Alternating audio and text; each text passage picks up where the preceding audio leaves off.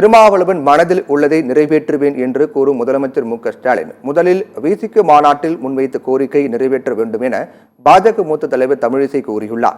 கிண்டியில் உள்ள வ.உ. சிதம்பரனாரின் திருவுருவ சிலைக்கு மரியாதை செலுத்திய பின்னர் தமிழிசை சவுந்தரராஜன் செய்தியாளர்களை சந்தித்தார். அப்போது பேசிய அவர், கஸ்தூரியை ஒரு தீவிரவாதி போல் தமிழ்நாடு காவல்துறை நடத்துவது சரியல்ல என்று கூறினார். முதல்வர் திருமாவளவனோட மனதை புரிந்து கொண்டு அதை சரி செய்கிறேன் என்று சொல்கிறாரே தவிர தமிழக மக்களின் மனதை புரிந்து கொண்டு சரி செய்கிறாரா என்று தெரியவில்லை.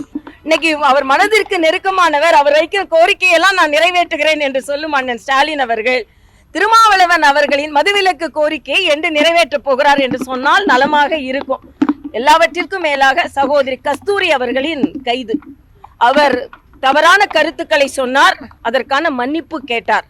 ஆனால் அதே நேரத்தில் அவரை ஒரு தீவிரவாதி போல தமிழக காவல்துறை நடத்துவது சரியான நடவடிக்கை அல்ல என்பதும், எவ்வளவோ பிரச்சனைகளில் உள்ள தீவிரவாதி குற்றவாளிகளை கண்டுபிடிக்காமல் கஸ்தூரி அவர்களை தீவிரவாதி போல ஒரு நடத்துவது என்பது நீங்கள் பாராபட்சமாக நடந்து கொள்கிறீர்கள்.